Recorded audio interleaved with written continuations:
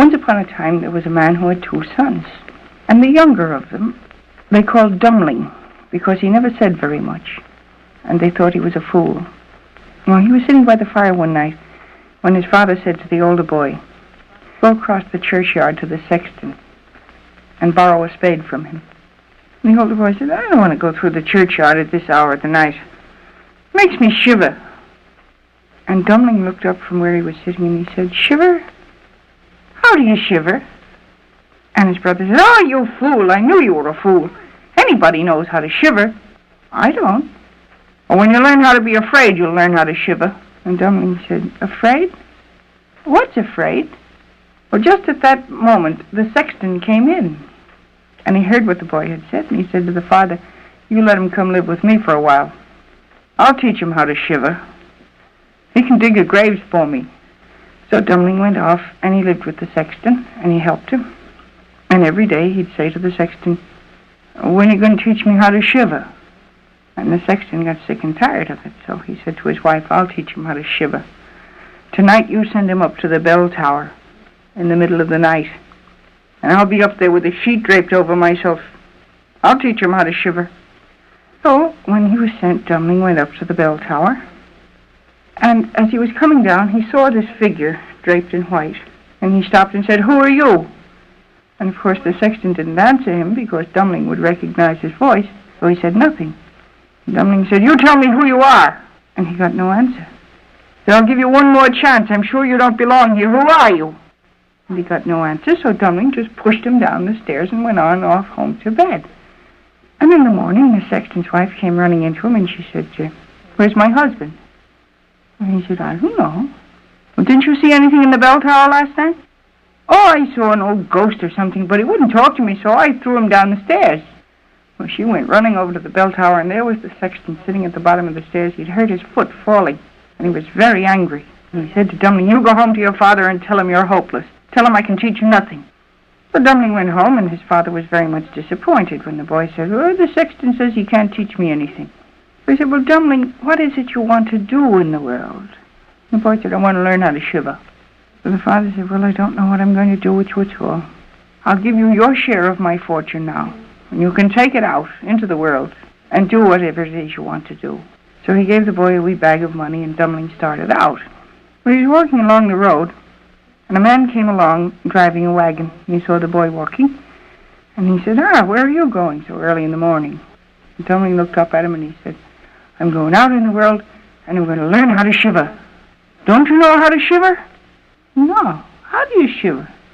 "Well, weren't you ever afraid?" And Dummling said, "No. What's afraid?" And the man said, "You climb up here with me." So Dummling got up into the wagon with him, and he said, "If I teach you how to shiver, what will you give me?" "Oh, I'll give you all this money." And I said, "Very well. I'll take you to a place where you'll learn how to shiver, and I'll be back in the morning to collect the money." Well, he drove off then, and he took Dummling to a place outside the town where 6 thieves had been hanged, and their bodies were still swinging in the wind on the gallows. He said, "Now you get down, and you spend the night here with those fellows, and they'll teach you how to shiver." So Dummling got down, and he sat down at the foot of the gallows, and the men who were hanging up there said nothing to him. And it began to get chilly when the sun went down, so he built a fire. And after a while, he looked up at these bodies, and he said, "The man said you'd teach me how to shiver. Aren't you going to talk at all?" And he got no answer. And when his fire was good and bright, he looked up, and he said, "Maybe you're cold up there. Maybe you should be down here by the fire." So he climbed up on the gallows, and he took them all down, and he set them around the fire. And he sat there with them, and they said nothing. He said, "You're an unsociable lot. The man said you would teach me how to shiver." Well, just then the fire crept out along the grass, and it caught onto the trouser leg of one of these bodies. And Dummling says, "Look at you, you're on fire. Put yourself out." And the man made no move, and Dummling had to pat out the fire. And he said, "I don't like you at all. You won't talk to me, and you're in awful trouble. I'm going to put you back where I found you." So up on the gallows he climbed again, and he put them all in their places. Well, next morning the wagoner came back, and Dummling was asleep. So the man got down, and he shook him awake and said, "Well, now, I guess you learned how to shiver. Where's my money?" Dummling looked at him and said, "How do you shiver?" "Didn't those fellows teach you how to shiver?" And he said, "Who? Them? They wouldn't say a word to me all night, and I had them down here by my nice warm fire, too. They wouldn't teach me anything. So the man threw up his hands in horror and leapt up into his wagon and drove away. And Dummling picked himself up and started on down the road, not knowing exactly where he was going, but determined that he was going to learn how to shiver. Well, after a while, he came to an inn, and he decided to get some breakfast. So he went in, and the landlord looked at him and said, where are you going so early in the morning? Well, I'm going out into the world, and I'm going to learn how to shiver. Don't you know how to shiver? No. How do you shiver? Well, weren't you ever afraid? And Dummling said, no. What's afraid? The landlord said, you've come to the right place. We'll teach you how to shiver. The king has a castle that's full of treasure, and he can't find the treasure, and he can't get anyone to stay in that castle long enough to find it. And he says that anyone who finds that treasure for him may have half of it, and the princess too. You go to the king. He'll teach you how to shiver. So Dummling went off, and he went to the king. And he said, the man down there said you would teach me how to shiver. The king said, don't you know how to shiver? No. How do you shiver? Well, weren't you ever afraid? No. Well, what's afraid? The king said, well, I think you're my man. So he took Dummling off to the enchanted castle. He said, now you stay in there till you find the treasure. I'll be back in the morning. So Dummling went in, and he built a fire in a great fireplace in one of the rooms, and he was sitting by it. And after a while, the sun was going down, and in came a wee cat and sat down by Dumling's left boot. And Dummling looked down. He was glad of company. And he was just going to stroke the cat when in came another one, about the size of a small dog, and sat down at his other boot and leaned around and said to the wee one, shall we kill him? And the little one said, Well, then there came a great big cat about the size of a small donkey. And he jumped into the room, and he raised up his tail, and he arched his back, and he said to Dummling, we're going to kill you. Dummling said, oh, you'll have to catch me first. And he jumped up and began to run. Well, he ran around and around and around through all the rooms in the castle, and the cat's after him. And then he hid himself behind a door beside a window. He opened the window, and as the cats came by, he caught each one of them by the tail and whirled it around 3 times, threw it out the window, and closed the window, and he was rid of them. So he went back to the fire. He was tired, and there was a bed there. So he decided to go to bed. And he got into the bed, and he was just settling into bed, just feeling sleepy, when the bed began to move. First it just rocked from side to side, and then it began to creep forward, and then it began to walk, and then it began to run. And it ran on all 4 of its legs. It galloped all around all the rooms on the first floor of the castle, until finally it bumped into an open door and tipped over and spilled Dummling out onto the floor. And he got himself up, and he said, if that's the kind of beds they have in this house, I won't use one of them. And he pulled a blanket off the bed and went back to the fire with the blanket. And he rolled himself up in the blanket and stretched out on the floor. Well, once again, he was just about asleep, just comfortable, when there came a great ree-raw in the chimney and a screech that would raise the hair on the back of your neck, and down came the skinniest, funniest-looking old man Dummling had ever dreamed of, and he had a beard so long that it hit the floor, and it reached along the floor about 4 feet. And he glared at Dummling with steely eyes, and he said, I'm going to kill you. Dummling said, are you indeed? You'll have to catch me first. And he jumped up, and he took his blanket and threw it over the old man's head to entangle him, and then he began to run. He ran down, down, down a long hall, and he came to a door, and he opened it, and there was a flight of steps, so he ran down the steps. And there was another hall, so he ran along there, and he opened another door, and there were some more steps, and he ran down those. And he found himself in a wee room that had at one time been a smithy. And there was no door out of it, and he could hear the old man coming down the steps. The old man came in, and he had his beard wrapped around his arm so that he wouldn't trip over it, and he was all out of breath. And he looked at Dumpling and he said, "Aren't you afraid?" And Dumpling said, "No. What's afraid?" He said, "Aren't you shivering with fear?" And Dumpling said, "Shiver? How do you shiver?" The man said, "Do you mean to tell me you don't know how to be afraid?" Dumpling said, "No, I don't know. Will you teach me?" The old man said, "I don't think I can. I've seen other men drop dead with fright when they saw me. And I was to guard this castle until I found a man who didn't know what fear was. And now I can go." And Dumpling reached out his hand and took the old man by the shoulder, and he said, "Don't go yet. Show me where the treasure is." So the old man took him down, way down another flight of stairs, and into a room, and lo and behold you, it was heaped high with treasure. And then the old man disappeared. Well, Dumpling went back to the fire, and he curled up and went to sleep. And next morning, the king came in, and he shook him awake, and he said, "Did you learn how to shiver?" And Dumpling said, "No." "How do you shiver?" The king was angry. He said, "Do you mean to say you've lain there like a log all night, asleep?" Dumpling said, "Oh, no. I couldn't sleep a wink. Every time I go to sleep, the craziest things happened around here. Couldn't rest a minute." "Did you find the treasure?" "Oh, yes, I found the treasure." So he took the king downstairs and he showed him the treasure. And the king sent his soldiers, and they came with horses and wagons, and they hauled the treasure away. And Dumpling had half of it, and he married the princess.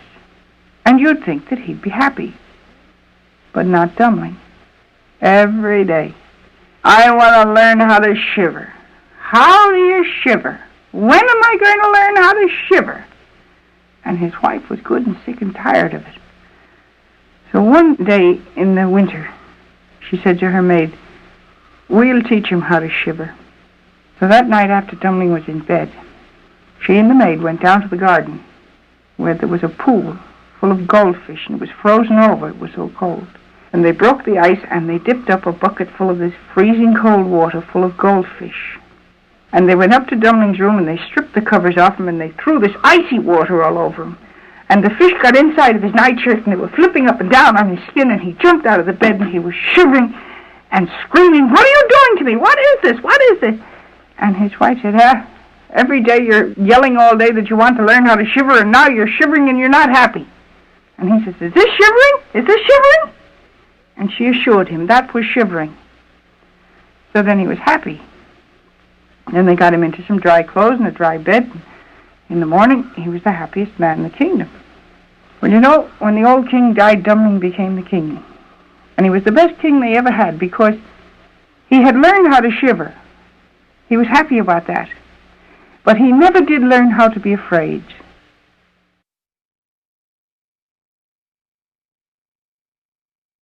Once upon a time, there was a blacksmith at Ballinasloe. His name was Donald O'Connell. Oh, he was a great big strapping froth of a man. And he had done nothing all his life except put shoes on horses. He loved horses.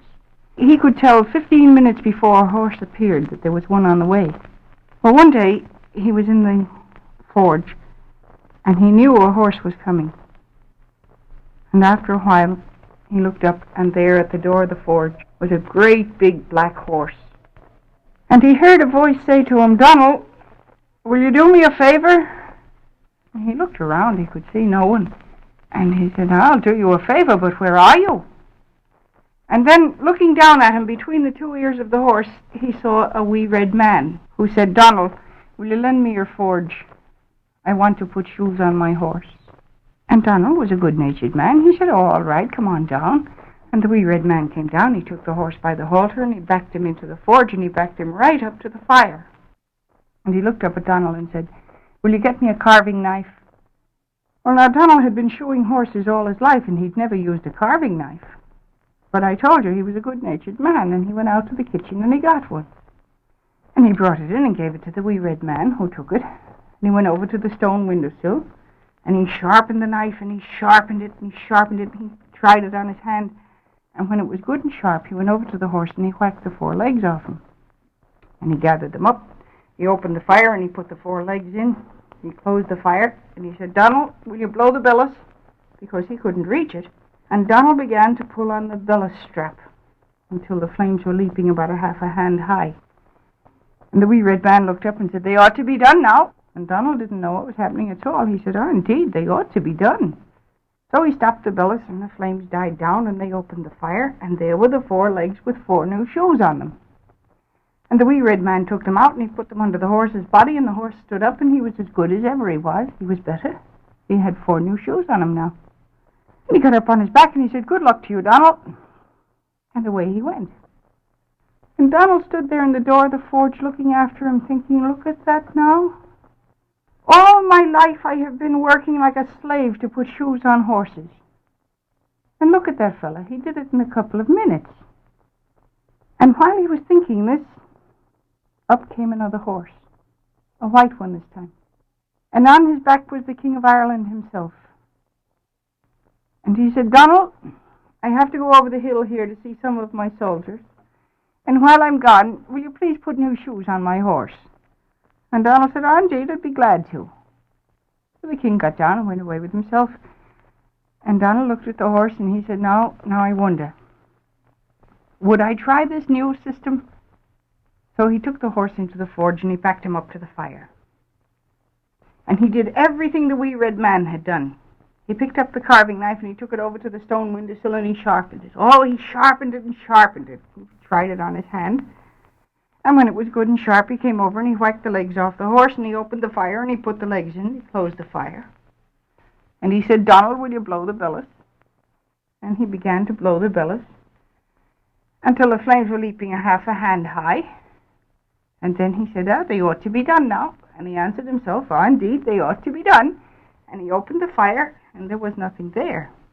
And he said, "Oh, the king will cut my head off for killing his horse." So he jumped out the window and he ran away. Well, he hid. He hid up in the woods for 3 days, so he thought. But no one came after him. So he went home again. And he wasn't in the forge 2 minutes until up to the door came the big black horse. And on his back was the wee red man. And behind him were 2 of the worst-looking old hags of women that Donald ever hoped not to see. And the wee red man said, "Donald, will you do me a favor?" And he said, "A favor? The last time I get into trouble." "Oh, there'll be no trouble today, Donald. Just lend me your forge." And Donald said, "Oh, all right, come on down." So the wee red man came down and he dragged the 2 old hags after him.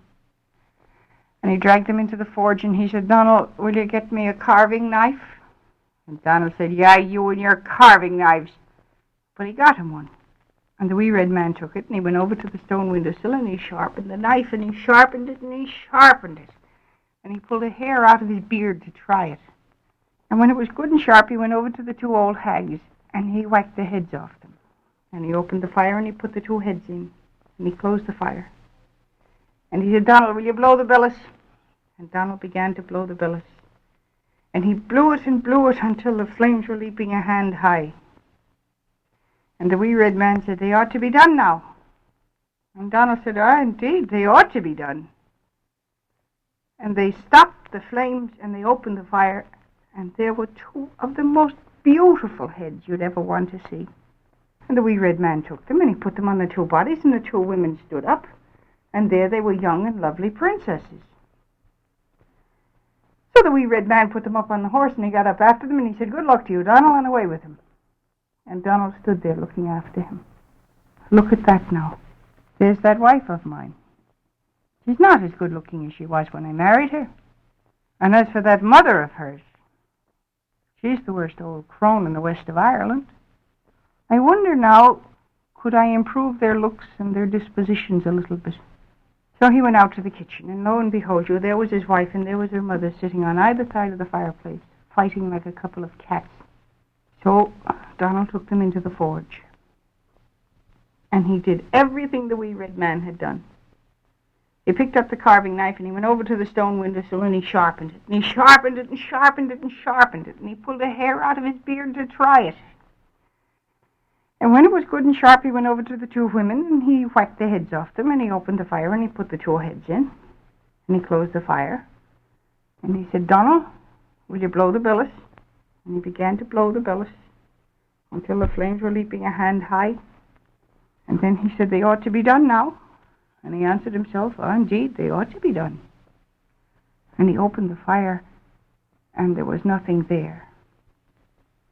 And he said, "Oh, sure, I'm killed twice. The king will cut my head off for killing his horse, and then he'll hang me for killing my wife and her mother." And he jumped out the window and he ran away. And this time he ran down the roads of Ireland until he was clean out of Connacht. And he wasn't looking where he was going at all. And he bumped into something. So he stopped to see what it was. And it was a sign. And it said, "The King of France is sick and like to die. And to the man who can cure him, the Queen will give 9 bags of gold."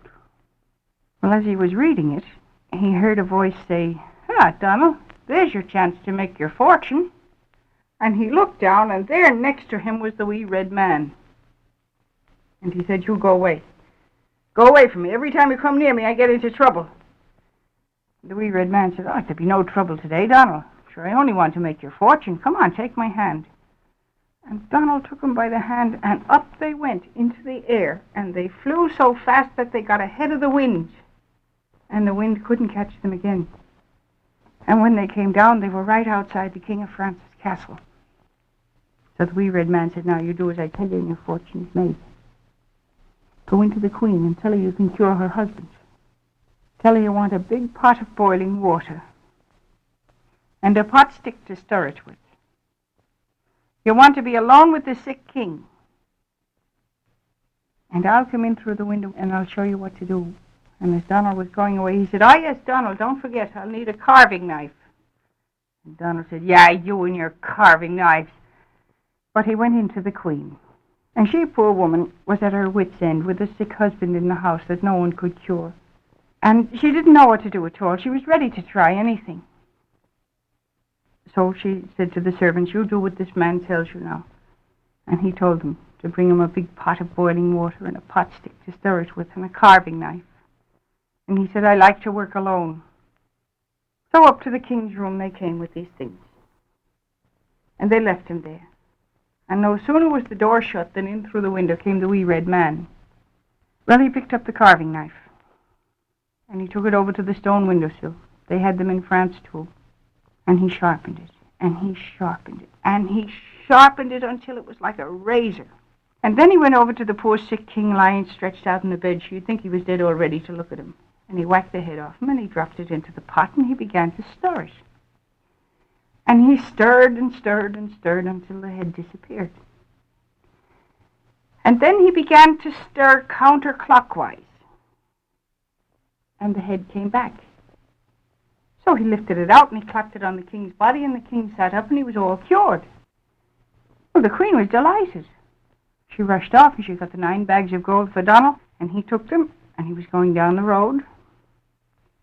And he hadn't gone very far when along came the wee red man. And he said, "Donald, look at my shoes. The 10 toes of my 2 feet are out on the roads of France. I've come so far to make your fortune. Will you give me enough money for a new pair of shoes?" And Donald said, "Money? After all the trouble you caused me, you ask me for money? Get out of my sight." And the wee red man disappeared. And he took the 9 bags of gold with him. And there was Donald, all alone in the middle of France. He didn't know what to do at all. He was walking along, and he was that downhearted, his chin was down on his chest. And he wasn't looking where he was going. And he bumped into something. So he stopped and looked up, and here was another sign. And it said, "The King of Spain is sick, and like to die. And to the man who can cure him, the Queen will give 10 bags of gold." And Donald said, "Look at that now. I know all about this business of curing kings. I'll go make my own fortune." So he turned on his heel and he went to Spain. And when he got there, he went to the Queen. And he said, "I'm a famous king curer from Ireland, and I'll cure your husband." And she, poor woman, was in such straits that she'd try anything. So he said to the servants, "You bring me up a big pot of boiling water and a pot stick to stir it with and a carving knife and leave me alone with the sick king and I'll cure him." So up they traipsed up the great stairs of the palace with the big pot of boiling water and the pot stick and the carving knife, and they left him there with the sick king. Well, as soon as he was alone, he did everything the wee red man had done. He picked up the carving knife and he went over to the stone windowsill. They had them in Spain too. And he sharpened it, and he sharpened it, and he sharpened it until it was like a razor. And then he went over to the poor sick king. He was lying stretched out in the bed. You'd think he was dead already to look at him. And he whacked the head off him, and he dropped it into the pot, and he began to stir it with the pot stick. And the head disappeared. And he said, there, now, look at that, I'm half finished. And he kept on stirring it, and the head wouldn't come back. Then he was worried. He said, oh, I'm as dead in Spain as if I were home in Ireland. And just at that moment, in through the window came the wee red man. And he said, Donald, stir it the other way. So Donald began to stir counterclockwise, and lo and behold you, up came the head. So he took it and he put it on the king's body, and the king sat up and he was all cured. Well, the queen was delighted. She wanted Donald to stay there and be her doctor forever, but he wouldn't do it. He took the 10 bags of gold, and he started off. Well, he wasn't very far along the road when along came the wee red man. And he said, Donald, look at my shoes. The 10 toes of my both feet and 2 of my heels are out on the road. I've come so far to save your life. Would you give me enough money for a new pair of shoes? And Donald said, money? What good is money? You can take the whole 10 bags of gold. I don't want them. You don't want them, Donald. Well, what do you want? I want to go home to Ireland, and that's all I want, and you know it. Well, why don't you go, Donald? And Donald said, sure, I can't go. The king will cut my head off for killing his horse, and then he'll hang me for killing my wife and her mother. You know I can't go home. And with that, the wee red man began to laugh. He nearly killed himself laughing. He fell down in the dusty Spanish road and rolled back and forth. And when at long last he caught his breath, he stood up. And he said, Donald, don't you know when you're being teased? I'm a man from the faerie, and I've been playing tricks on you. Come on, you can go home, take my hand. And he took Donald by the hand, and up they went into the air, and they flew so fast that Donald's hair was standing straight out behind him. And when they came down, they were on a wee hill up above the forge. Oh, Donald was afraid to look down. He thought surely he'd see the king and all his soldiers waiting to arrest him. But when at last he got up the courage to look, what he saw made him forget everything. Because there, in front of the forge, was the king's white horse. As good as he'd ever been. Better, indeed. He had 4 new shoes on him. And putting a bridle on the horse was Donald's wife, and she younger and lovelier than she had been as a bride. And putting a saddle on the horse was her mother, but you wouldn't know the woman. She was that good-natured looking now. Well, Donald rushed down to them, and before he could ask them any questions or answer any of the questions they were hurling at him, in came the King of Ireland himself. And he looked around and he said, oh, Donald, that's what I like to see. A good job, well done, and the whole family helping with it. Oh, that's fine, Donald. I'm going to reward you. And he dropped at Donald's feet 19 bags of gold. And Donald said, all this for me. And the king said, surely have it. I found it up there on the hill, and I'm the king. I don't need it. So then Donald knew that the wee red man had left the gold for him. So he took the gold, and he took his wife and his mother-in-law back into the house. And they all lived happily ever after. Why wouldn't they?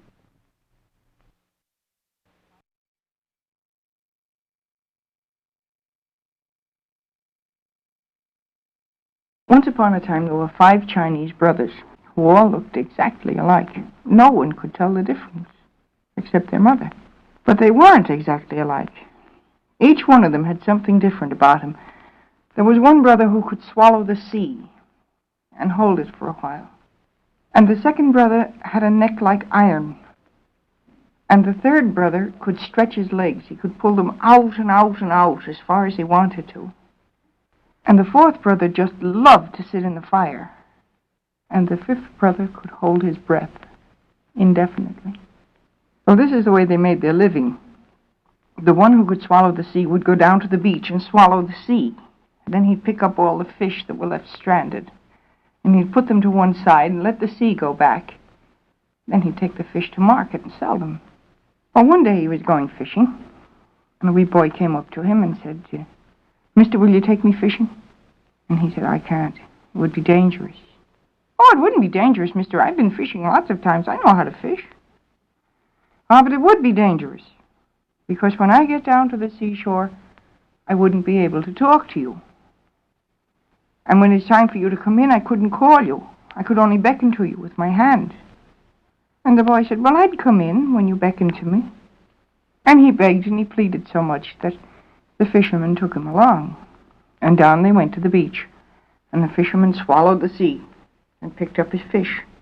Well, the boy saw coral and seaweed and lobsters and starfish and all kinds of things on the bottom of the sea, and he ran way out to play with them. And when the fisherman was ready, he beckoned to the boy to come in, and the boy said, "No, I won't come in." And the fisherman held the sea as long as he could and kept beckoning and beckoning, and the boy would not come in. And the poor man couldn't hold the sea forever, you know. He had to let it go back, and the boy was drowned. Well, he was sorry, but what could he do? He started back, and when he got to the boy's house, the mother rushed out. And she said, "Where's my son? You took him fishing." And he said, "I did that. And you know, he wouldn't do what I told him to do, and he was drowned." "He was drowned? You murderer! I'll have you arrested." And she did. She took him to the judge. And the judge said, "So, he kills little boys? Cut off his head." And the man stood up and said, "Well, Your Honor, I didn't mean to kill the child. It was an accident. But if I have to die, I suppose I have to die. But before I die, could I please go home and say goodbye to my mother?" The judge said, "Very well, you go home, but you'll be back here in the morning." Well, next morning, he didn't come back. He sent the brother who had a neck like iron. No one knew the difference. And the headsman took him and put his head on the block, and he got his great big axe, and he lifted it way up high in the air, and he came down with all his might on the man's neck and broke the axe. And he went away with himself, and he got a sword. And he lifted that up, and he came down full force on the man's neck and broke the sword. So he went to the judge, and he said, "I can't kill him. I can't cut his head off. He broke my axe, and he broke my sword." The judge said, "You can't cut his head off? Then take him out and drown him." The prisoner stood up and said, "Well, Your Honor, my mother thought I was going to die by having my head cut off, and she gave me a special blessing for that. And now if I'm going to die by drowning, I'll have to go home and get another blessing." The judge said, "Well, all right, you go home, but you'll be back here in the morning." Well, next morning, sure, he didn't come back. He sent the brother who could stretch his legs. You couldn't tell the difference. The soldiers put him into a boat, and they took him away out to the deep water and threw him in. Well, all he did was just stretch his legs and stretch them until his feet were at the bottom of the ocean and his head was up above the waves, and they couldn't drown him. So they pulled him back into the boat, and they went back to the judge. And they said, "We can't drown him." "You can't drown him? Then burn him to death." So the prisoner was standing there wringing the wet out of his clothes, and he said, "Well, Your Honor, my mother thought I was going to die by water, and she blessed me for that. And now if I'm going to die by fire, I'll have to go home and get another blessing." "All right, you go home, but you'll be back here in the morning." Well, next morning, he didn't go back. He sent the brother who liked to sit in the fire. No one could tell the difference. They had firewood built up in heaps all over the town. So they tied the man to a post, and they built the wood up around him, and they set it going. And the flames were leaping up to the sky, and the smoke was blowing all over the town. And the old judge was standing there saying, Now he'll be dead." And when the fire burned out, he wasn't dead. He was sitting there in the ashes as comfortable as he could be. And the judge was furious. He said, "This is magic. This is witchcraft. I know what we'll do. We'll smother him to death. Go get me a big box and fill it full of whipped cream. No one can breathe in whipped cream, not even a magician." So the prisoner stood up and he brushed the ashes from his clothes, and he said, "Well, Your Honor, my mother thought I was going to die by fire. And she blessed me for that. And now if I'm going to die by being smothered, sure, I'll have to go home and get another blessing. And the judge said, very well, but see to it that you come right back here. So he went away. And of course he didn't come back. He sent the brother who could hold his breath. And he got into the town. And there they had this great big box. And 2 soldiers picked him up, and as they lifted him, he just took a deep breath and held on to it. Well, they threw him over the top of the box, and he landed on the nice soft whipped cream. And he thought, I've never had such a comfortable bed my whole life. So he just curled up and went to sleep. Next morning, the judge came around. He was saying, now he'll be dead. They opened up the box, and they took him out, and he was not dead. The judge was so angry he couldn't speak for a minute. He just jumped up and down in the middle of the street. And then he said, why can't we kill this man? We've tried everything we know. At that point along came the high priest. And he said, I'll tell you why you can't kill him. You're not supposed to. He didn't do anything. And it was an accident to begin with. You can't kill a man for an accident. That's not justice. You're a judge. You're supposed to meet justice to the people. You call that justice? And the judge pulled on his beard for a minute, and he said, I think maybe you're right. So he turned to the prisoner, and he said, very well, you may go home, and see to it that you behave yourself. So the man went home. And he and his 4 brothers packed everything they owned into a 2-wheel cart that they had. And they set their mother up on top of the load. And they pushed it away from there. And they walked and walked and walked and walked till they came clear to the other side of China, where they found another village by the seashore. So they settled down there and lived happily ever after.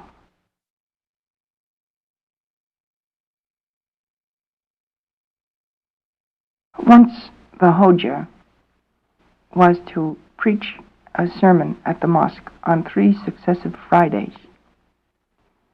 And he was overjoyed. He wanted to do that, but he was a great one for putting off till tomorrow. And Fatima, his wife, would say to him, Hoja, are you ready? Have you written your speech? And he'd say, oh, woman, don't bother me. I have a whole week. And this went on and on and on until Friday arrived. And she said, have you your speech? And he said, oh, no, but I'll think of something. So he dressed himself up in his best clothes, and he went off to the mosque. And he climbed up into the pulpit and sat down cross-legged the way he was supposed to, and he looked out, and there was his congregation of men all sitting on their prayer rugs waiting to hear him. And in behind the lattice work he could hear the women rustling, and he hadn't an idea in his head. So he looked at them very carefully, and then he said, my friends, do you know what I have come to say to you? So they didn't know. So the men called out, no! And Hoja looked indignant, and he said, well, you've come to the mosque, and you don't know what you're going to hear? I'm not going to talk to such stupid people. And he climbed down and went off, thinking, well, next week I'll really give them a sermon. And again his wife would say to him, Hoja, are you ready? And he'd say, oh, don't bother me. I have a whole week. And every day it was that, I have a whole week. And he wouldn't let her talk to him at all about it. And Friday came around before he knew it, and he was not ready. But he got dressed anyway, and he went off to the mosque, and he climbed up into the pulpit. And he looked at the men sitting there on their prayer rugs, and he could hear the women whispering in behind the lattice work. I wonder what he's going to say today. And he couldn't think of a thing to say. So he took a long look at his congregation, and he said, my friends, do you know what I have come here to say to you? Well, they remembered last week, so this time they said, yes. And Hoja said, oh, do you indeed? Well, if you know what I'm going to say to you, there's no use my wasting my time. And he climbed down and he went home thinking, next week I'll make it up to them. Next week I'll give them a real sermon. But again, every time his wife would mention it, he'd lose his temper and he'd say, don't be bothering me, woman, with your havers. Leave me alone. And it came Friday. It seemed only like yesterday. And he was not ready. But he went off to the mosque anyway, all dressed up in his best turban. And he climbed up into the pulpit. And, he couldn't think of anything. And he could hear the women laughing behind the lattice work. And they were saying, what's the old man going to say today? And he looked out at the men sitting there on their prayer rugs, hopefully waiting for a sermon. And he said to them, my friends, do you know what I have come here to say to you? And some of them said, no. And the rest of them said, yes. And Hoja said, well, those of you who know can tell those who don't know, and there's no need my being here at all.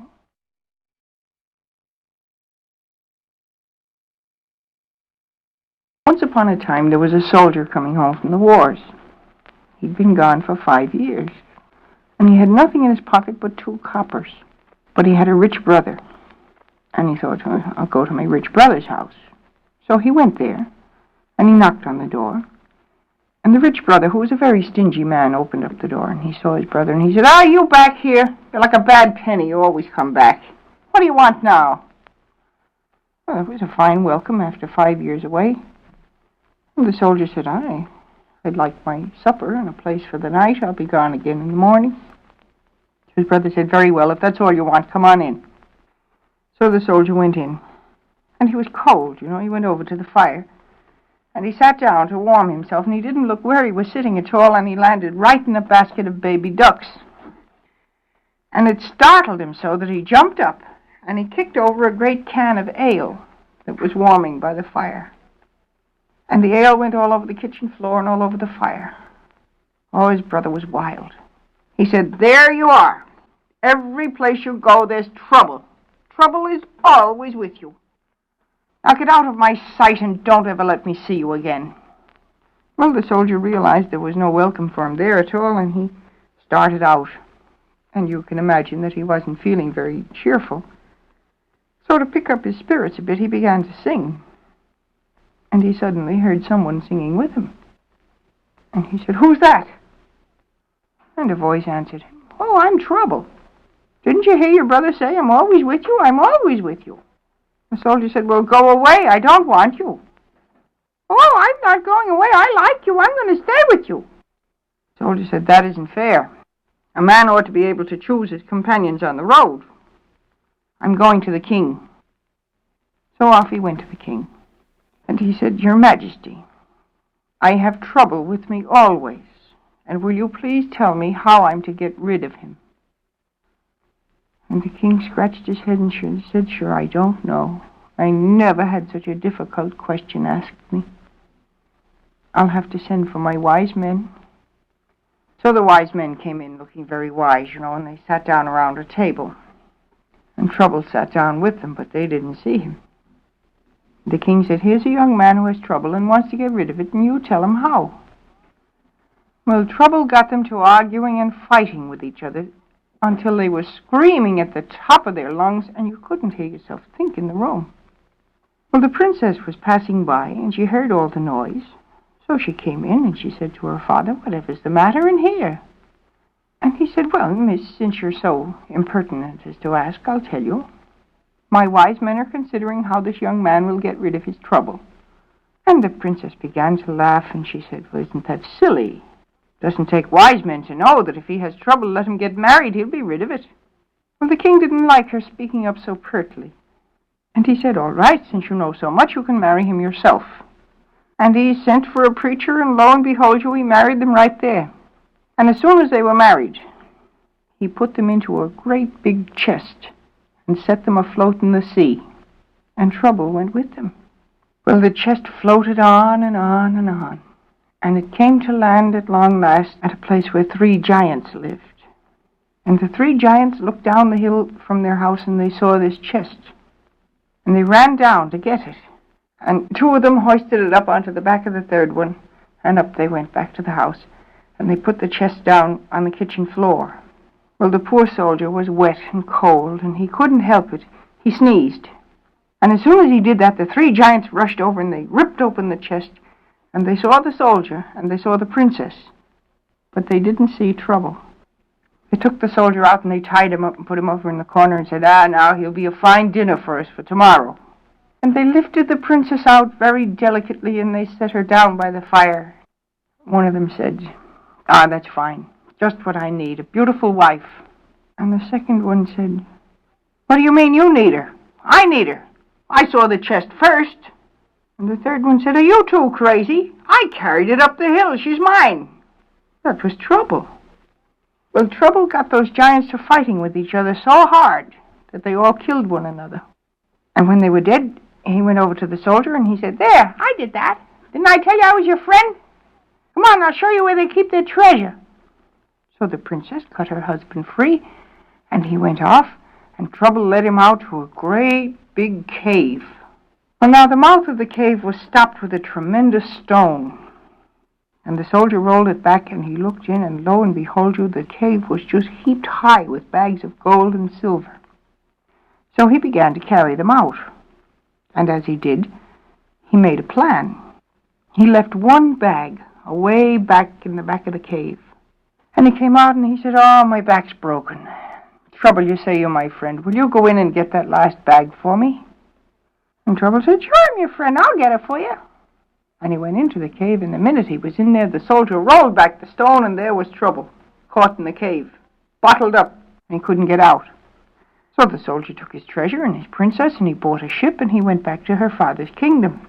Oh, when the old king saw the soldier returned with all of this treasure, it was a different story now. Now he was proud of him, and he'd take him out on the main street, and he'd walk up and down, he'd introduce him to everyone, and he'd say, this is my new son-in-law. He's very clever and very rich. Well, one day, the soldier's rich brother was in town, and he saw the soldier walking up and down with the king. He couldn't believe his eyes. Could that be his brother, the soldier? So he went to him, and he said, how does it happen that you're in so thick with the king? And the soldier told him all about it. And the rich brother said, do you mean to say that you left a bag of gold and silver there in the cave? You shouldn't do that. You shouldn't leave treasure lying around that way. And the soldier said, but I got rid of Trouble. It was cheap. And the rich brother said, I care nothing for Trouble. I'm going there. I'll get that. The soldier said, don't do that. You'll let Trouble out. I don't care about Trouble. Well, nothing would do him. He started off, and he found the cave, and he rolled back the stone. And as soon as he did, out popped Trouble. And he thought it was the soldier back, you see, and he began to scold. He's saying, it's high time you came back here to get me, bottling me up there in the cave. It was cold down there, it was dark. I didn't like it down there, it was all alone. And the rich brother said, here, it wasn't I who did it. It was my brother, the soldier. Oh, so it was. Oh, you're a nice man. You came along, you let me out of that cave. It was cold down there, it was dark. I was all alone. Oh, I didn't like it down there. Oh, you're a nice man. I like you. And the rich brother said, no, you don't like me. You belong to my brother, the soldier. You go back to him. Oh, no, I'll never go near him again. Oh, he's a mean man. He put me down in the cave. He bottled me up down there. It was dark. It was cold. I didn't like it down there. Well, there was nothing the rich brother could do. He got the bag of gold and silver, surely. But he got Trouble, too. Couldn't get rid of him. All the way home he had Trouble. And when he got home he had Trouble. Oh, his wife was cross and his cow was sick and the corn wouldn't grow straight. Oh, he had terrible trouble. So one day he made a plan. He was going up to cut firewood for the winter, and Trouble went with him. Well, he cut down a tree, and he left a good high stump, and he split the stump across the top and drove a wedge into it to hold the two halves apart. Then he sat down to eat his dinner. And as he was eating, he said, Trouble, can you make yourself any size you want? Trouble said, certainly. It can be big trouble, I can be little trouble, I can be any size trouble. And can you go anywhere you want? Of course. But I'm not going anywhere. I'm going to stay with you. I like you. You're a nice man. I was in the cave all alone in the dark. It was cold down there. I didn't like it. And you came along and you let me out. I like you. I'm going to stay with you. The rich brother said, that's all right. That's all right. No one's asking you to go anywhere. But it seems to me that you're a great braggart. Now, just to show me, could you make yourself small enough to creep into that crack in the stump? Trouble looked at the stump and he said, that's easy. So he made himself very small, and he went into the stump. And as soon as he was in there, the rich brother knocked the wedge out, and the two halves of the stump came together, and there was trouble. Trapped, and he couldn't get out. So the man was free of him. Oh, there was no more trouble. But you know, I think some nosy Parker came along and let trouble out of that stump. There's an awful lot of trouble in the world these days, don't you think so?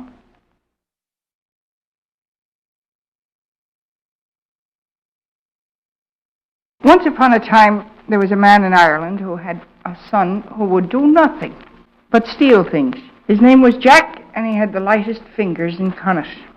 Well, the king didn't like it, and he came to the father one day, and he said, "What are we going to do with this boy of yours? I don't want any thieves in my kingdom." And the father said, "Sure, I don't know what to do with him. All the boy wants to do is lift things that don't belong to him. He seems to be a thief by nature." And the king said, "Well, I know what to do with him. You take him away, and you apprentice him to a master thief. And when he becomes a master thief, let him come back to me, and I will give him 3 trials. And if he does these 3 things for me, I'll make him secure for the rest of his life. If he doesn't do them, I'll have his head, because I want no thieves in my kingdom." So Jack and his father started out, and they traveled until they found a master thief who was willing to take the boy on as an apprentice. And Jack stayed with his master, and he studied hard. And at the end of 4 years, he was pronounced a master thief. So he came home again, and he went to the king, and he said, "Now I'm a master thief. What do you want me to do?" And the king said, "Well, the first thing you'll do is this. I want you to plow a field for me." So Jack said, "Well, I've never had my hands on a plow in my life. I'm a thief. I'm not a farmer." And the king said, "Well, I'll tell you what you'll do then. Steal the horses out of the plow while someone else is plowing the field." And Jack agreed to do that. Well, the next thing the king did was to call one of his soldiers. And he said, "Now you go out with the plow tomorrow morning. Jack is going to come and try to steal the horses out of the plow. And if you see him, you shoot him." Well, the soldier was out looking like a farmer in the morning with the plow and 2 fine horses in it when Jack came along. And Jack was peering out from behind a tree, and he saw that the soldier had his bow and arrow, and he had a spear.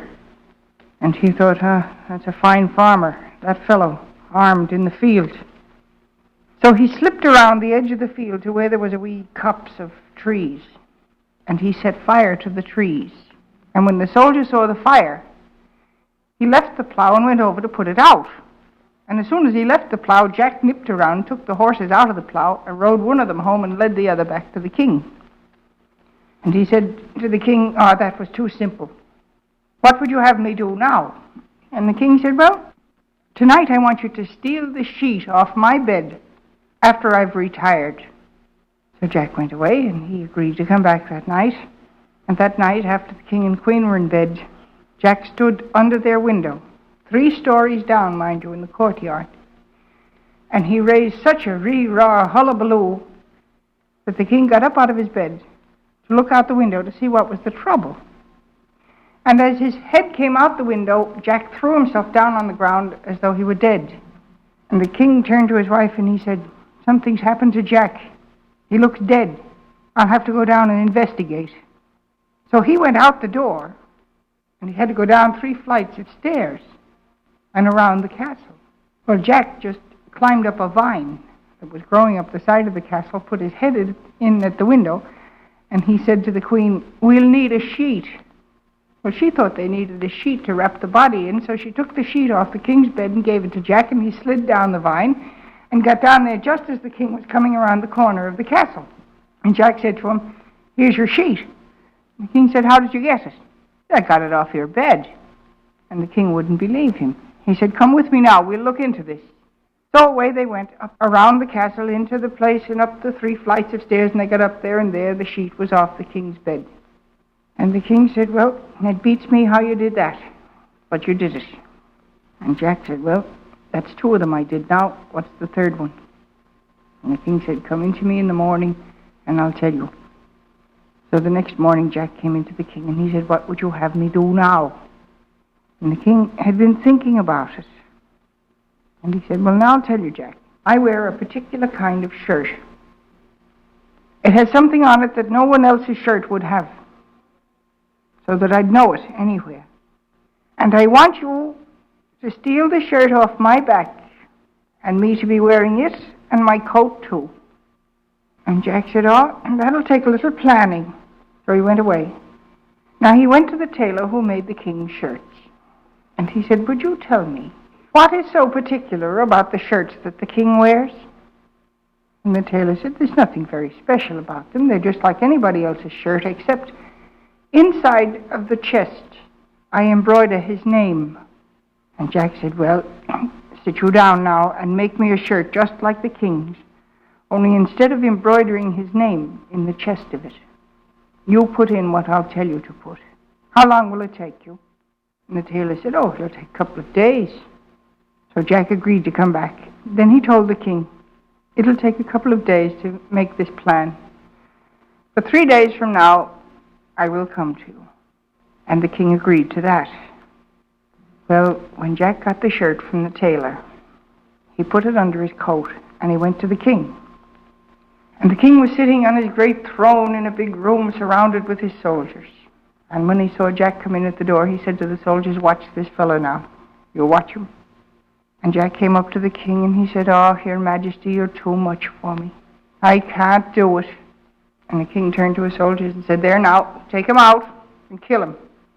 And Jack said, well, before I go, could I just have a look at the shirt that killed me? So the king took off his great robe, and then he took off his coat, and then he took off his shirt, and he handed it to Jack. And Jack went off into a corner to examine it closely. And with a very quick move of his hands, he substituted the new shirt that he had under his cloak for the one the king had given him. And he took it back, and he said, here it is, Your Majesty. And the king was so excited that he didn't look closely at the shirt. He put it on, then he put his coat over it, then he put his cloak over that. And he said to the soldiers, take him off now. And they were going out with Jack. And Jack turned at the door and he said, Your Majesty, would you mind looking at that shirt you're wearing? So once again, the king took off his cloak and he took off his coat and he took off the shirt and he looked at it. And it looked exactly like his own shirt, except instead of his name across the chest was written, there never was a thief like the thief named Jack. Sure, he stole the shirt right off my back. And the king sat down and he said, how did you do that? And Jack said, oh, it was easy. I'm a master thief. And the king was very puzzled. He said, now what'll I do with you? Because I don't want any thieves in my kingdom. And Jack said, that's easy. You make me your principal thief catcher. And the king said, well, I will. I promise to make you secure for life. So Jack was put in charge of that, to catch thieves. Well, from that day out, there wasn't a thief in Connaught, because Jack could tell what a thief was thinking before he even thought it. Wasn't he a master thief? He was.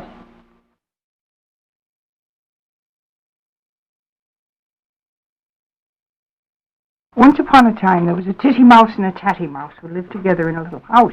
One day, they went a-leasing and found an ear of corn. They took it home and decided to make a pudding. Well, Titty Mouse just couldn't wait for the pudding to be done. She climbed up the side of the pot, and she looked in to see how it was cooking. And she leaned over too far, and she fell into the pudding, and she was drowned. Well, Tatty Mouse sat down and began to weep. Now, there was a 3-legged stool by the fireplace. And he said, Tatty Mouse, why do you weep? And she said, Titty Mouse is dead, and so I weep. He said, oh, that's a pity. I'll hop. And he began to hop. There was a broom in the corner. And he said, Stool, why are you hopping? Oh, Titty Mouse is dead and Tatty Mouse is weeping, so I'm hopping. And the broom said, oh, I'll sweep. And he began to sweep. The door looked over and said, Broom, what's the matter with you? Why are you sweeping?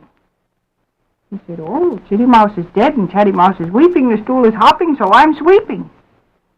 And the door said, oh, that's too bad. I'll jar. And he began to bang. Well, the window looked down at all this. She said, Door, what's the matter with you? Why are you jarring? He said, oh, didn't you hear? Titty Mouse is dead and Tatty Mouse is weeping. The stool is hopping, the broom is sweeping, so I'm jarring. The window said, "Oh, that's a pity. I'll creak." And she began to creak. Well, outside of the window there was an old bench, and he looked up and said, "Window, what's the matter in there? It sounds as though the whole house would come down." She said, "Oh, Titty Mouse is dead and Tatty Mouse is weeping. The stool is hopping, the broom is sweeping, the door is jarring, so I'm creaking." The stool said, "Oh, I'm sorry to hear that. I'll run around the house." And he began to run around the house. And there was an old walnut in the garden. He said, "Bench, have you gone crazy? Why are you running around the house?" The bench said, "Oh, Titty Mouse is dead and Tatty Mouse is weeping, the stool is hopping, the broom is sweeping, the door is jarring, the window is creaking, and so I'm running around the house." And the walnut tree said, "Oh, that's too bad. I'll drop all my leaves." And he did. Now there was a little bird sitting in the tree, and she said, "Tree, why did you drop your leaves?" He said, "Oh, Titty Mouse is dead and Tatty Mouse is weeping, the stool is hopping, the broom is sweeping, the door is jarring, the window is creaking, the bench is running around the house, and so I dropped all my leaves." And the little bird began to cry and said, "Oh dear, I'll shed all of my feathers." And she did. Now there was a little girl coming down the road carrying a pitcher of milk. And when she saw all these feathers come down, she said, "Bird, why are you shedding your feathers?" The bird said, "Didn't you hear what happened? Titty Mouse is dead and Tatty Mouse is weeping, the stool is hopping, the broom is sweeping, the door is jarring, the window is creaking, the bench is running around the house, the walnut tree dropped all his leaves, and so I shed all of my feathers." And the little girl said, "Oh dear, isn't that a pity? I'll spill all the milk." And she did. She poured the milk into the road. Now there was an old man up on a ladder, and he said, "Girl, why did you spill that milk? You know your mother needs it." And she said, "Didn't you hear what happened?